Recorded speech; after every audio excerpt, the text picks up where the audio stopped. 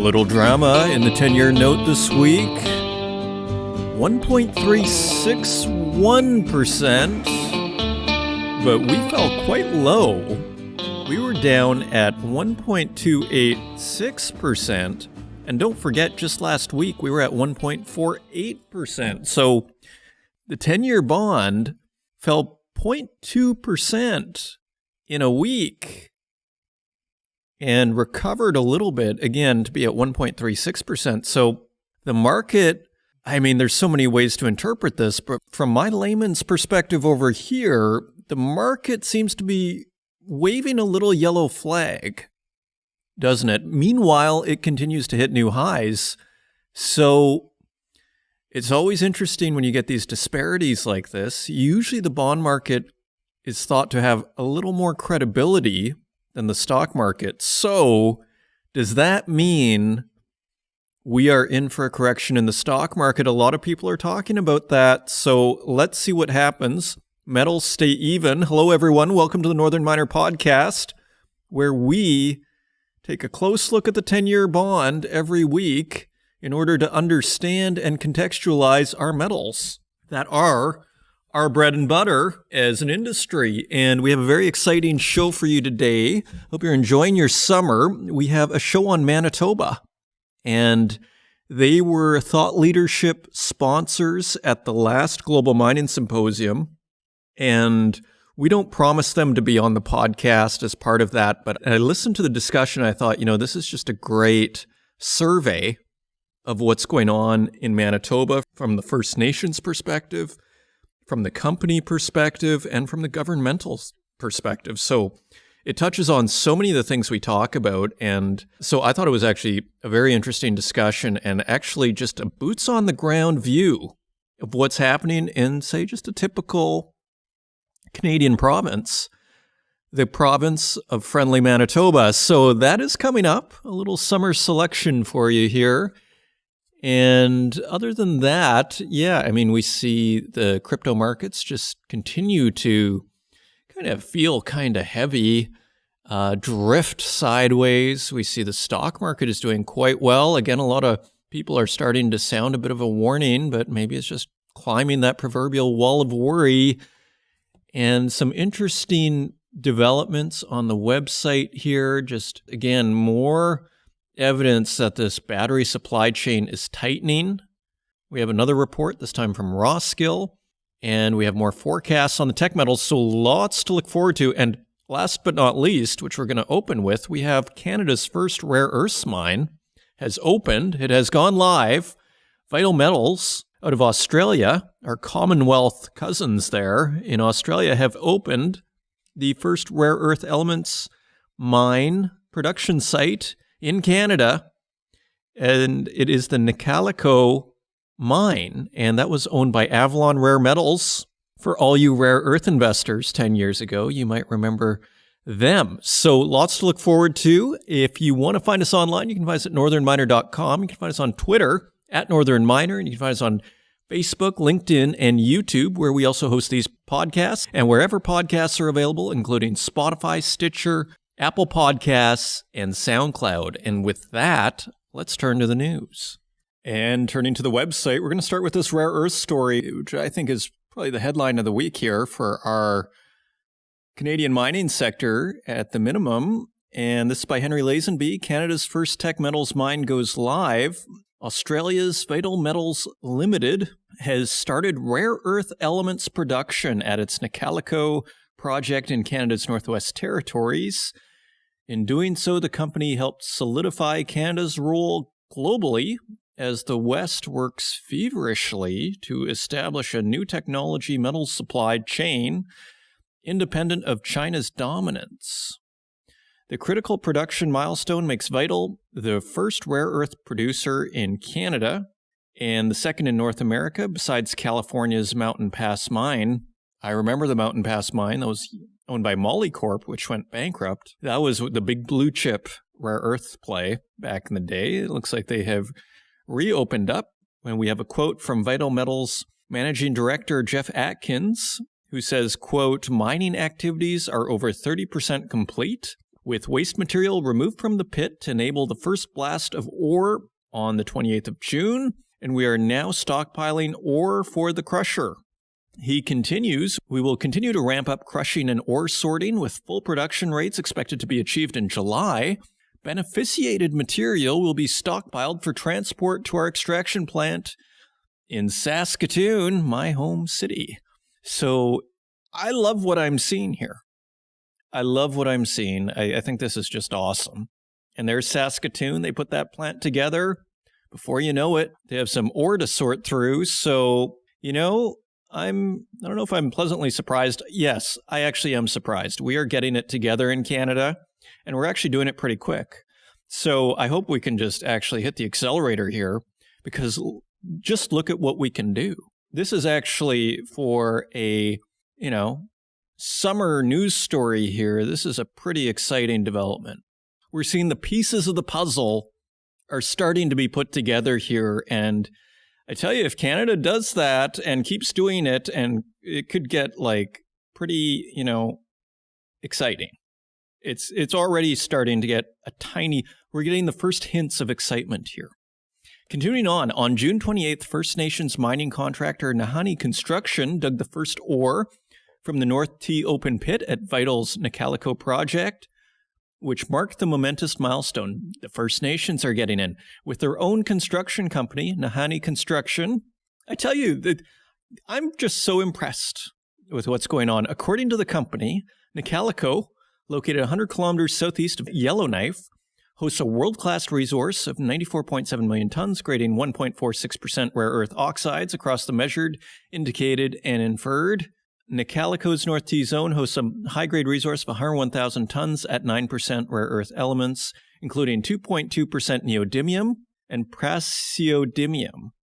And here's the government comes in to this story. So in June, Canadian Northern Economic Development Agency, also known as CanNor, announced that it had extended a 0%, $1.26 million loan to Cheetah to help fund the establishment of ore sorting technology at Nicalico. I'm getting the sense that our government has really gotten the message, and I tell you, this is exciting.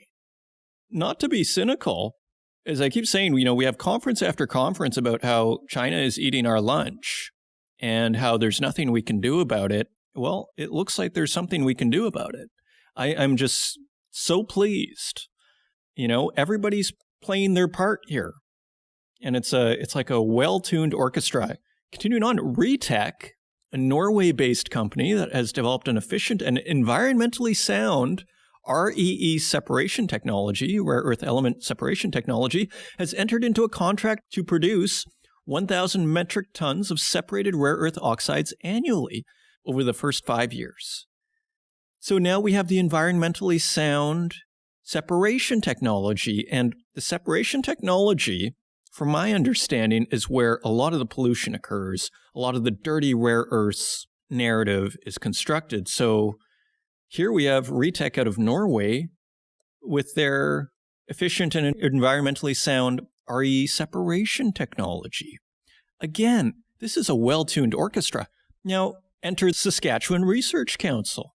The plan is to ship the upgraded material to Vital's rare earth carbonite production plant next to the Saskatchewan Research Council's REE processing facility in Saskatoon, Saskatchewan. A June report of the Standing Committee on Natural Resources presented before the House of Commons recently rang the alarm bells on how important it is for Canada to secure a supply of critical materials, particularly in the face of China's dominance. So there you have it. Everybody playing their part there. It's exciting to see, isn't it? I hope we're just getting started on that. I hope this is just the beginning and not an anomaly, because, I don't ever think I've read a story like that. It's simple. This should always be the story, shouldn't it? But I don't think I've ever read a story like that in my, 10 years at the Northern Miner, where everybody's just doing what they should do, playing their part, and it's just like a well-tuned orchestra. Moving on, competition for controlling lithium-ion battery production intensifies. This is by Valentina Ruiz Leotode. And A report by Roskill states that the competition for controlling lithium-ion batteries production has intensified globally, with continuous announcements made regarding the build-out of new lithium-ion battery plants and or capacity expansion. A case in point is Nissan's official confirmation in early July that Envision AESC will build a second 9-gigawatt plant in the United Kingdom. According to the market analyst, research shows the geographic distribution of lithium-ion battery cell manufacturing capacity remains Asia-centric and particularly China-focused. In fact, China is expected to account for over 50% of global capacity by 2030. That's 58%. Now, remember my interview with Anthony Milowski? So he was saying that, China is hopelessly ahead of us. I hope not. I see what we just did with some rare earths there. Again, I hope that's just the opening shot. In parallel, Roskill data shows that Chinese lithium-ion battery producers have been striving to expand their international client base in addition to meeting domestic demands. Europe, on the other hand, is aggressively building its own lithium-ion battery industry with government incentives and tougher emission regulations playing an important role in the electric vehicle sector's rapid expansion. And the report says, quote, Roskill forecasts Europe's share of global lithium-ion battery cell manufacturing capacity will increase from less than 6% in 2020 to 26% by 2030. So not bad at all for Europe. In Roskill's view, North America is likely to join the race to build out lithium-ion battery cell manufacturing capacity, but catching up would require effective collaboration between industry, investors, and regulators. Well, I think that's possible. I don't think we should accept this as not possible anymore. I think we've all run out of patience on this. Get it together, industry, investors, and regulators, and get it done. So anyways, not to digress there. So that is another issue. So hopefully they can get that going. And you know what? If we start getting the lithium ion supply chain going, you know what I think we're going to start having? Is momentum. We're going to start having momentum. So any policymakers, just get on it. Get on it. Get on the phone with people. This is exciting.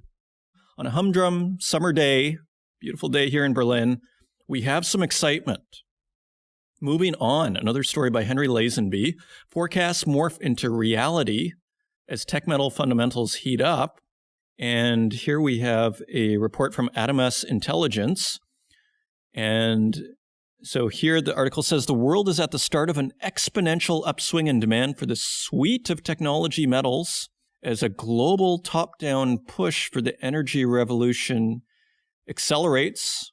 Ryan Castillo, managing director of Adamos Intelligence, tells the Northern Miner.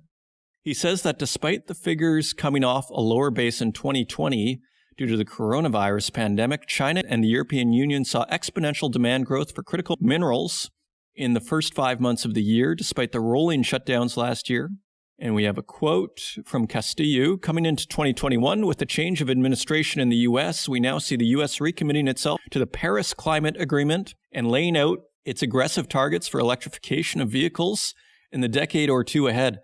That adds even further strength to the narrative coming out of last year and gives us confidence that we're now really at the beginning of a strong, steady growth for both the bouquet of battery metals and materials, but also other rare metals. And you know what kind of freaks me out a little bit is how central the car is to our economies.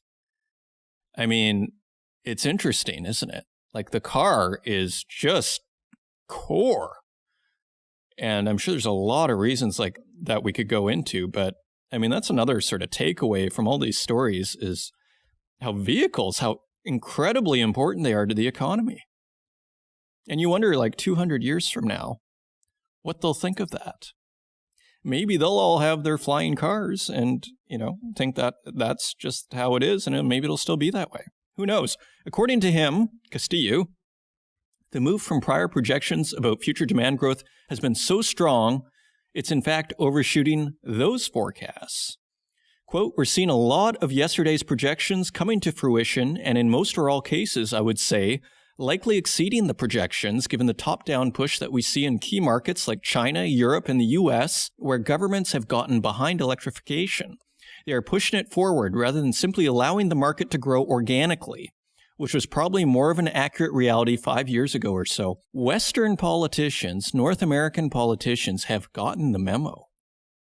I'm shocked to say, but that is what I see here. And, maybe it just gives them something to think about beyond the culture wars. Like maybe this just gives a kind of a straightforward issue that doesn't have to do with the culture wars. And it's really fun when you see politicians dealing with things of substance here, like our metal supply chains.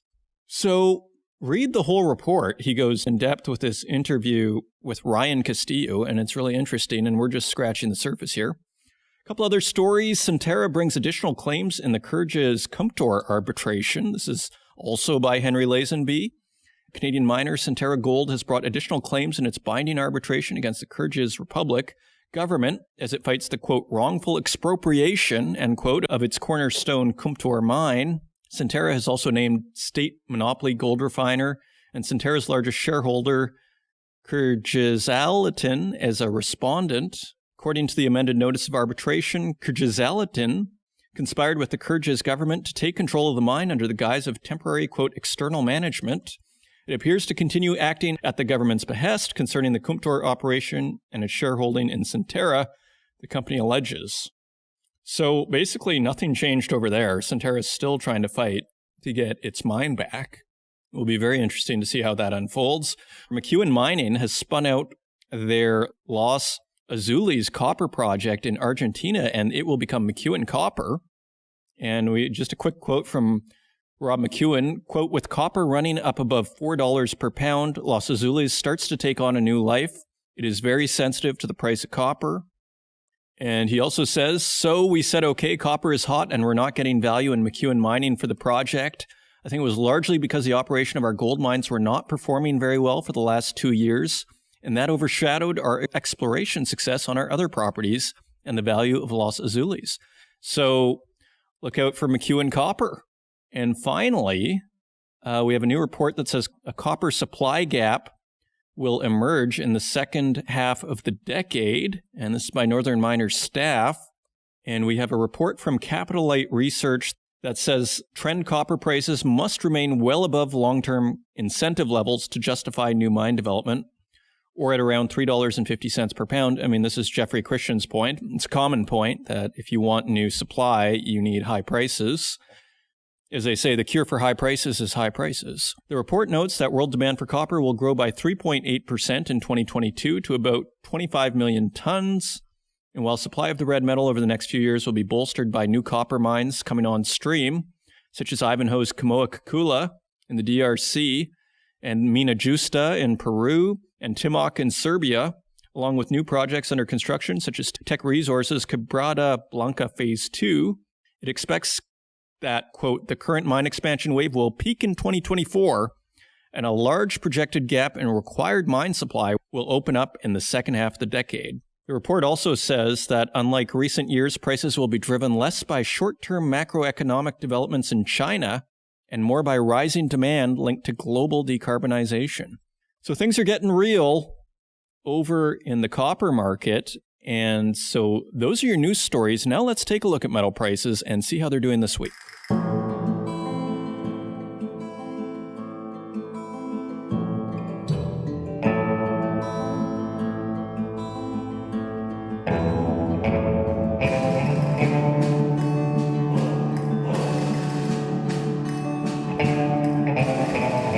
And turning to metal prices, we'd like to thank our friends at mining.com/markets for providing us with these prices each and every week. And on July 13th, the 10-year bond is at 1.346%. That is down from 1.425 last week and 1.48 the week before. Gold is up $2 at $1,807.49 per ounce. Silver is down 56 cents at $26.07 per ounce. Platinum is trading at $1,118.26 per ounce. That is $5 higher than last week. And palladium is unchanged at $2,844.24. It is 55 cents lower, but I think we can call that unchanged. Turning to our industrial metals, copper is trading at $4.28 per pound. That is 6 cents higher. Aluminum is 2 cents lower at $1.12 per pound. Lead is 2 cents higher at $1.06 per pound. And nickel is 24 cents higher at $8.47 per pound. Tin is at $15, which is 6 cents higher than last week. And cobalt is at $22.89. That is 2 cents lower than last week. And zinc is at $1.34 per pound. That is 2 cents higher. Pretty humdrum, these prices. Really nothing to write home about anywhere. I mean, we're treading water here is what we're doing. It'd be interesting to see the volume because you sort of get the impression from this that everybody's on summer vacation. Nickel a little bit higher. And those are your metal prices. And coming up, we have the Thought Leadership panel featuring the government of Manitoba at the Global Mining Symposium. And this was sponsored by the government of Manitoba. But really what you get here is a very interesting, clear view of the mining industry in the province. And there is dissent. So don't think because it's sponsored that it is not plain spoken. And it is. So that features the Honourable Blaine Pedersen, Minister of Agriculture and Resource Development for the government of Manitoba, and Scott Parsons, who is Vice President of Exploration at Alamos Gold, Don McCallum, who is Councillor from the Treaty 5 territories, and Felix Lee, who is President and CEO of Willeson Metals Corporation and immediate past President of the PDAC. The conversation is moderated by Shastri Ramnath, who is President, Director, and CEO of Exiro Minerals Corporation. It's a very interesting conversation. I hope you enjoy it, and I will see you on the other side.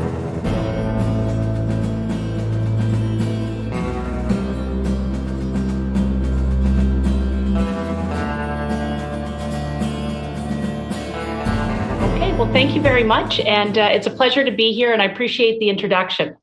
I am just going to switch right on over to Minister Pedersen. Welcome, and thank you very much for taking the time to join us today.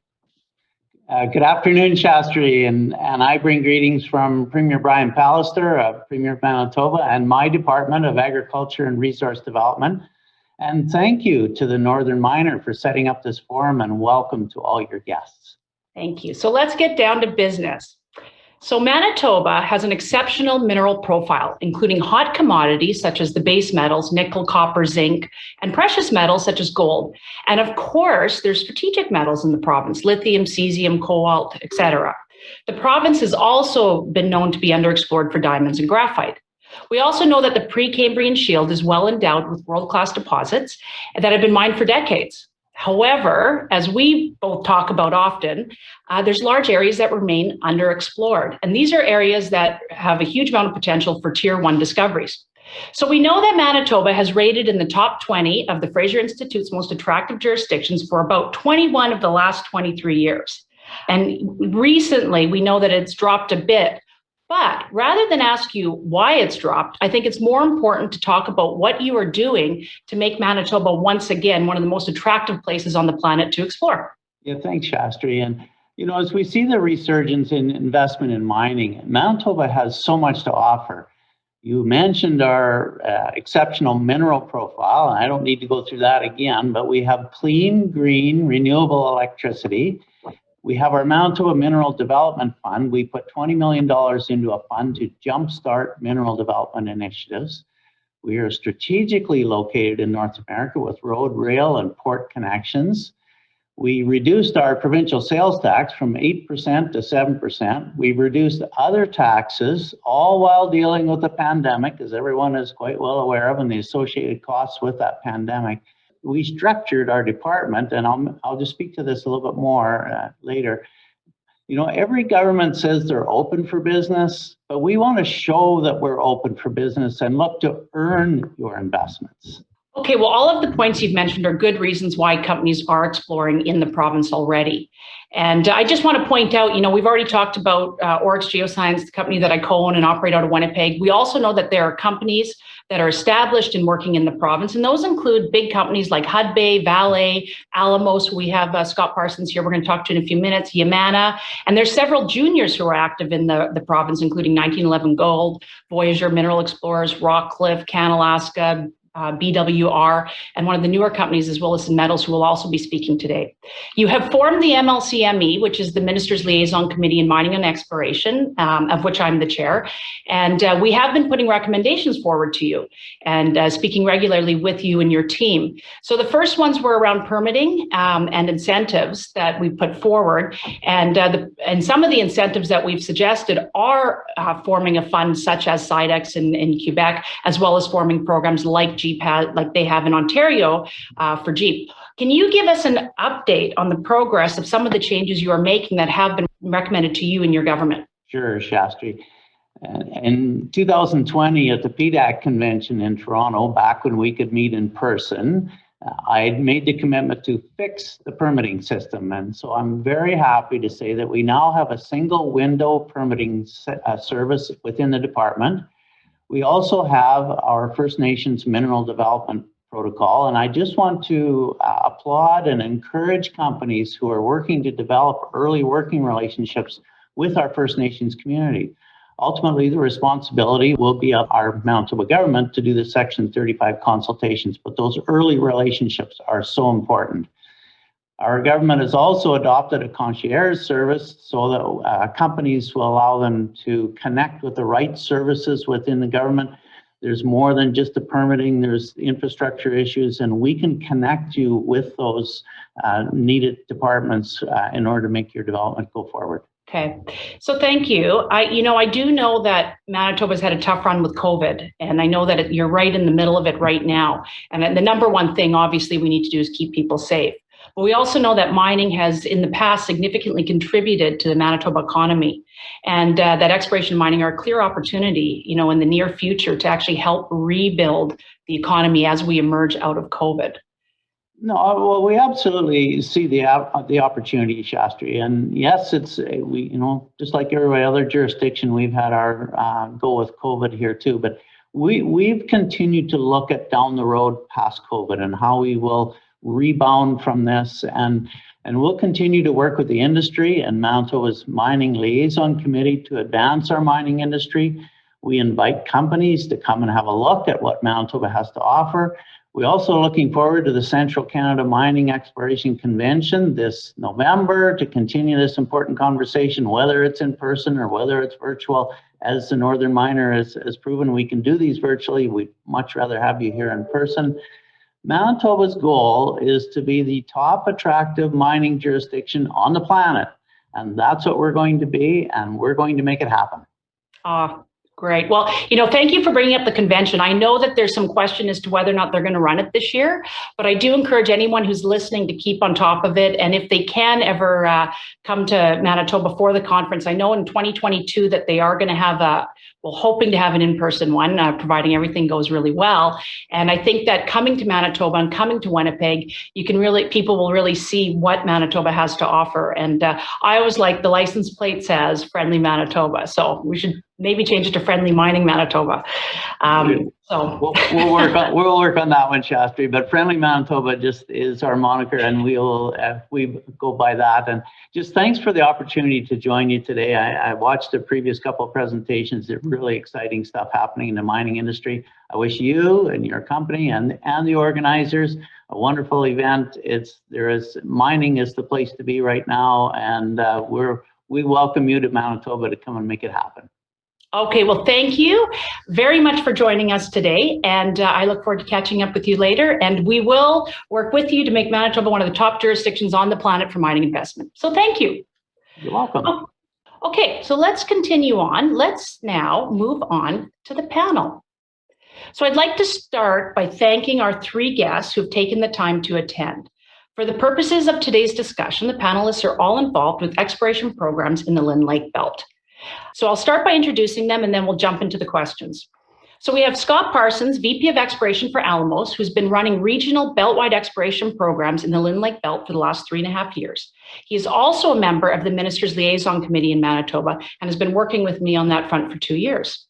We also have Don McCallum, Councillor, and Douglas Hart, former Chief of Marcel Colombe First Nations.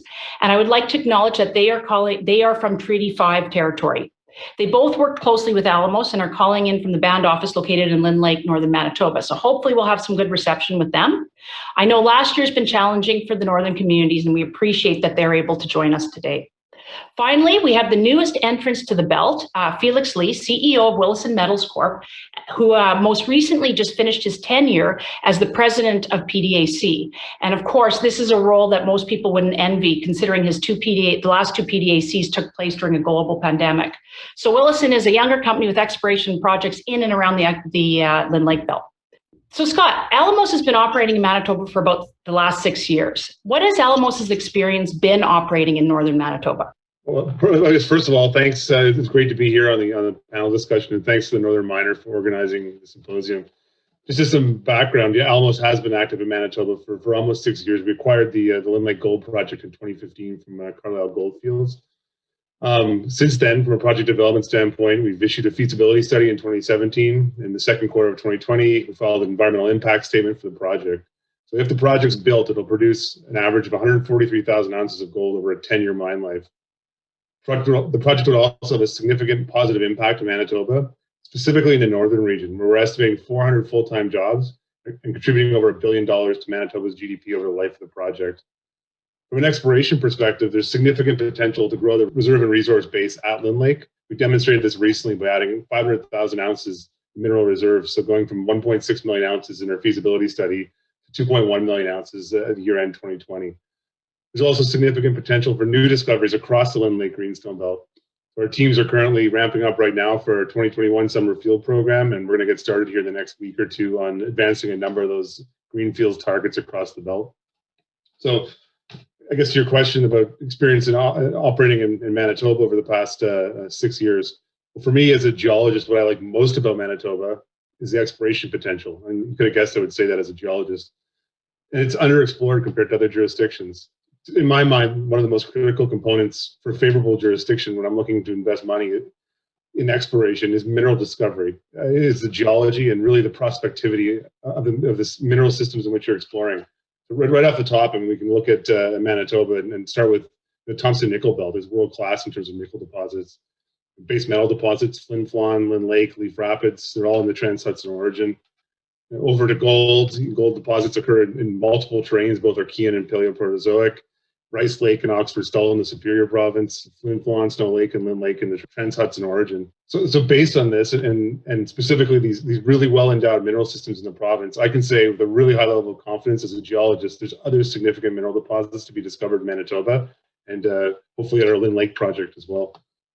And one of the challenges, if you look at exploring in the Canadian Shield, and it's no different whether you're in Northern Ontario or Northern Manitoba or in Lynn Lake, is that we're exploring in areas that have extensive superficial cover. So these are glacial deposits that were deposited in essentially blanketing underlying bedrock. So they're complex in terms of where they formed and where they came from. So I guess needless to say, you have prospective geology. It doesn't always equal an easy discovery, but what it does equal is an opportunity. You can use these superficial materials. If you use them correctly as a tool instead of a hindrance, you're going to have discoveries. And combining that's glacial materials as a tool for exploration with your traditional boots on the ground geologic mapping, bedrock prospecting, geochemistry, add in new innovative geophysical techniques like the Heli-Falcon gravity gradiometer survey, high resolution drone magnetics. You take that, and in our case, we're applying it within a constantly evolving greenstone belt scale mineral systems framework. It's an unbelievable opportunity for discovery, and we're excited to make some discoveries. So I'm just going to step away, I guess, and shift gears from geology to infrastructure. And one of the key points in Manitoba is energy and road infrastructure. So it's a competitive advantage for the province, and it can be leveraged further as we move forward. Manitoba is one of the lowest cost jurisdictions in Canada for clean energy. It's an extremely attractive proposition when you're looking at developing a mining project.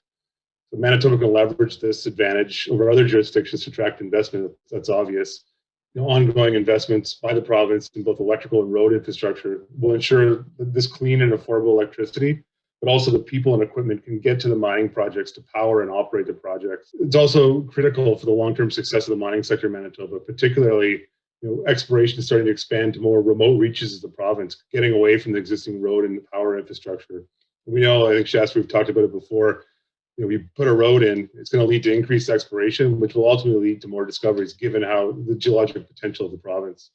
And the last point I'll touch on in my experience in Manitoba is on the Minister's Liaison Committee for Mining and Exploration, which you referred to in the introduction. So I'm a volunteer committee member on that committee. This was established by Minister Pedersen, who just spoke, for industry to work with government with the ultimate objective of trying to attract increased investment to Manitoba into the mining, exploration, and mineral processing sector. So firstly, I applaud Minister Pedersen for having the vision and that leadership to create the committee with the mandate for the committee to focus on providing the government with recommendations to make Manitoba the premier jurisdiction, as Minister Pedersen said, in the planet for mining and exploration. Several recommendations to date, permitting and incentives. We'll have many more recommendations on the way. Well, thank you. And I think, you and I have experienced that the government's engagement in the committee has been really good. And it does take time to roll out our recommendations, and it does take time for the government to digest and absorb. And it's been really hard with COVID. So, but I think we both share the sentiment that the minister and the government have been listening. Okay, so we're going to shift gears a little bit to Don. Just to start with, your community has been working closely with Alamos for the past few years. And we know that in today's world, engaging with communities early and often is key to maintaining a good relationship. So just a question for you as a topic right now that's of interest to all of the industry. What does pre-engagement mean to your community? First of all, I'd like to say thank you for having me here. And in regards to pre-engagement, what it does, I think it would help to achieve goals, working towards planning and implementation of these goals with the mining industry as well as government. Our First Nation and the mining industries in the mining sector can interact, we can share information and create partnerships. That's the main thing that the pre-engagement would part of the discussion. We would like to, be informed so that we can develop plans that benefit our First Nation. Not just for a company to come in and then go. So those are things that we could discuss, and also with pre-engagement, you gotta understand what land claims are, the TLE agreement. We can just have discussions on that as well, and we look at the environmental damage that was done in the past. That's something we want to discuss for the future, so that doesn't happen again. For example, with the Shared Gold mine or the Fox Lake mine, there was extensive damage to the environment with those two mines, and that's not the only one. And commitments, commitments to support our First Nation from mining companies. So we can all this stuff can be discussed, and I think that's why I find pre-engagement to be very important. Well, and I think in the industry, and I think it's important that people understand that, in the industry, relationships are really important. We go to PDAC, we go to these conferences so that we can build relationships and friendships and business partnerships and so on and so forth. And it's not any different from talking with you and other Indigenous communities. It's not any different for the communities, the northern communities. So I guess my question for you is, if you can articulate for the industry why relationships are specifically important to the communities and why relationships are important from your perspective. Well, we have our traditional territories. We have our cultural areas, and we've been nomadic for quite some time, and we use a lot of these land areas, land use, And the companies and the industries would have to understand that, and especially where they're going to be exploring, for example. They have to prevent minimal damage. So that's something that we have to discuss. And one important aspect of engagement is to develop a resource, I would think, is a resource management system, so that the environment in our traditional and cultural areas are kept in pristine conditions, like a monitoring thing, to help build and support our endeavors that would benefit the First Nation, training, employment, to understand what could be planned and what can be achieved, putting that all into perspective, and to make connections between our First Nation, the mining industries, governments, to deliver, an increased efficiencies through more, something that's more tailored and better coordinated policies and services for our community, as well as the industry. Yeah. And, kind of like share with the First Nation that the benefits that would come with this. Yeah. Well, one of the next questions I'm going to ask you is about business, but I'm just going to switch gears quickly over to Felix. Okay, so you've had an interesting few years working with the PDAC as the president, and you've been exposed to the global mining industry your whole career, and you are in the know regarding like the mining friendliness of jurisdictions around the world and across Canada. So I guess the question for you is, you're now the CEO of Willeson Metals Corp, a company focused on doing business in Manitoba, and you clearly like Manitoba as a jurisdiction. So the big question is why?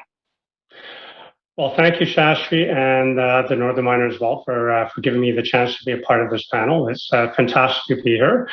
And Shastri, yes, to answer your question, I am really, really very excited about Willeson being in Manitoba. I have, as I said, been exposed to a number of mining jurisdictions over the course of my career. I spent 35 years pretty much exploring around the world, including Canada. It's great to be back home, if you will, exploring in my home country. And what is it about Manitoba? Well, at the end of the day, it's as Anthony Vaccaro said it right at the start, it's one of the great mining regions in the world. Manitoba has great geology, and it has enjoyed a very long and distinguished history of exploration. And probably known as a base metal province to most people, but let's not kid ourselves. There's gold in Manitoba, and lots of it. And as for Willeson, I'm extremely excited about what we have in front of us. Willeson has 4 very large gold properties in the Lynn Lake area of Manitoba, covering some 240 square kilometers across some of the key structures that define the Lynn Lake Greenstone Belt. And that in itself astonishes me. To be able to assemble such a large land position is very difficult to do, and certainly very hard, if not impossible to do in, say, Northern Ontario or Northern Quebec. And I think that in itself speaks to how the province really has kind of been overlooked in a way, and gives you some sense of the magnitude of opportunities that exist in the province. And let me be clear, Willeson is focused on gold. I'm focused on gold, but the opportunities extend well beyond just gold. I'm going to put on my PDAC hat here for a second and just basically say that it's a really exciting time for the industry. We are poised to play a very, very critical, a very key role in the electrification of the economy, in making that transition to a low carbon future happen.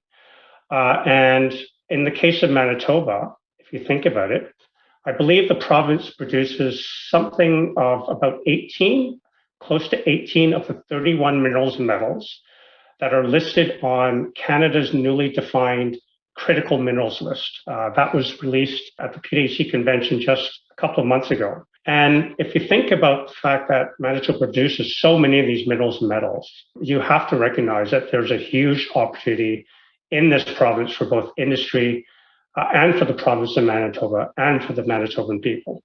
And on top of all of that, I guess, what else excites me about the province of Manitoba is all of the very good and very constructive advocacy that's going on. And as a result of that, we see a very, very supportive provincial government. And I think the fact that, we're here at a Manitoba government organized panel discussion, we've just heard from the minister himself. I think that speaks to the level of support that the provincial government is giving our industry. And it's critical. It's critical that Manitoba puts its best foot forward.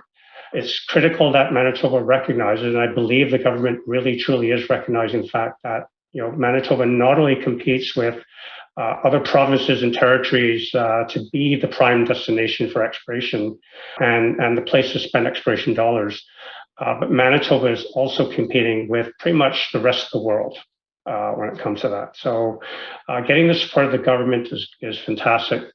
The opportunities are all here. They're tremendous opportunities. And so really, Shastri, to answer your question, it's just a really exciting time to be in Manitoba. And Willeson is happy to be here.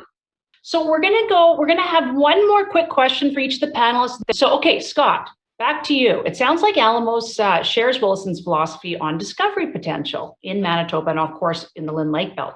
You have also partnered with Marcel-Colombe First Nation, and you've launched a land-based youth development project with the support of the Manitoba Mineral Development Fund, which is a $20 million fund supporting the North. What can you tell us about the project? Well, Shastri, that's right. In 2020, Alamos and Marcel-Colombe First Nation launched the youth development project you're referring to, which I will note is funded in part by the Manitoba Mineral Development Fund, which I'll touch on in a second. You're already going to give an overview of the fund.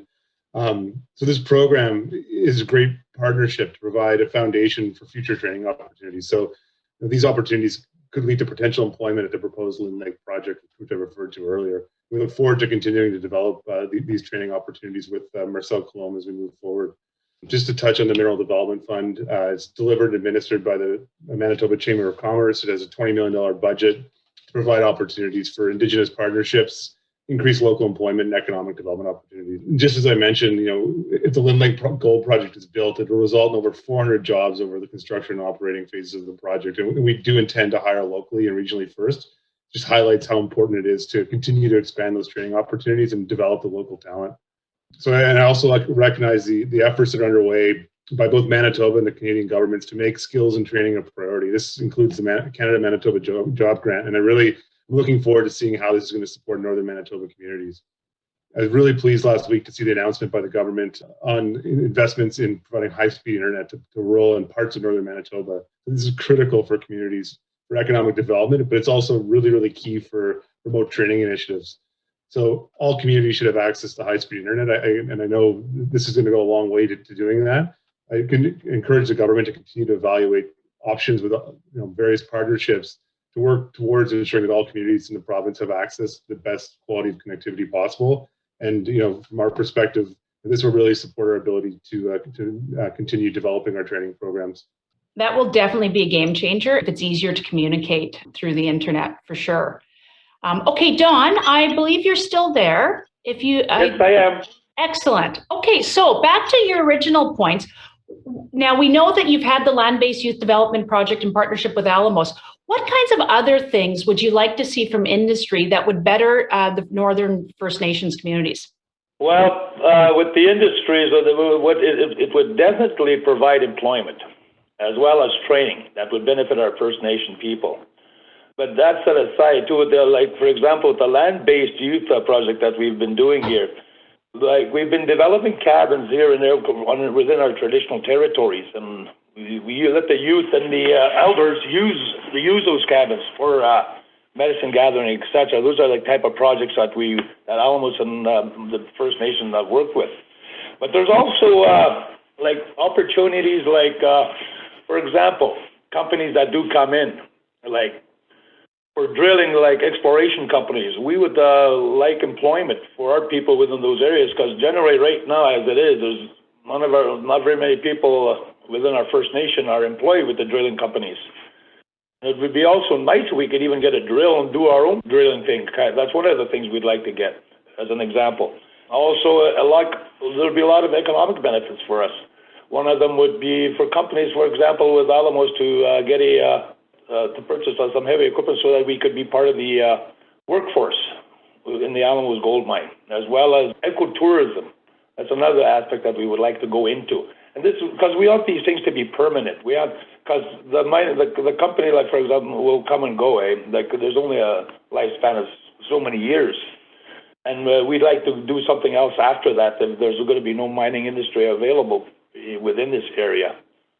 So yeah, we'd like to delve into some economic opportunities if there are any, when they do come out, because that's part of the planning that we have to do with the Alamos in our re-engagement, or not only Alamos, but Willeson Metals, for example. Have these discussions so we can plan on that for the future of our First Nation. What happened in the past is the companies would come and go, and we'd never benefit from anything. It was always just come and then they'd go, and there was nothing for us after that. So we do want something that will be permanent, that we can use. Yeah, that's something we can discuss with companies that do come in with us and partner with us. I think we're willing to have the companies come in because we see it as a benefit for our First Nation. And that's what, so we will not hesitate. We will get them to come in and then work with them. Yeah, and I think, probably a good way to look at it is that mining can be a first industry to come into an area, but then, building a sustainable businesses within your communities will allow you to open up to other industries like tourism in northern Manitoba. So, okay, well, thank you for that. We're going to move on to the very last, Felix, to you. What would you like to see happen in Manitoba to support Willeson in the next 2 years? Well, Shastri, that's very, very simple. I would love to see the government continuing to do what it's already doing, streamlining, making much more efficient your existing regulatory environment. I would also love to see continued strong advocacy in the province. As I mentioned before, that advocacy work is critical to building relationships. It's critical to educating all stakeholders about the importance of mining and mineral exploration in the province.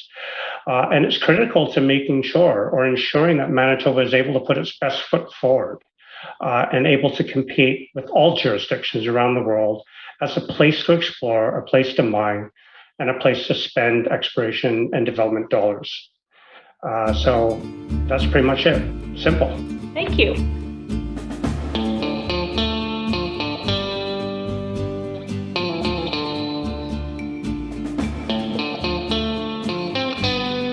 And there you have it, Manitoba making a bid to be the world's top mining jurisdiction in the world. I'd say they have a fighting chance to do it.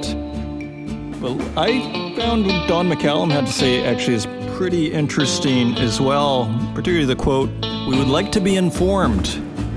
And the whole idea of pre-engagement, you could almost make a show on that alone. And maybe we will. Thank you once again for joining us. Hope you're having a wonderful summer once again. Until next week, take care.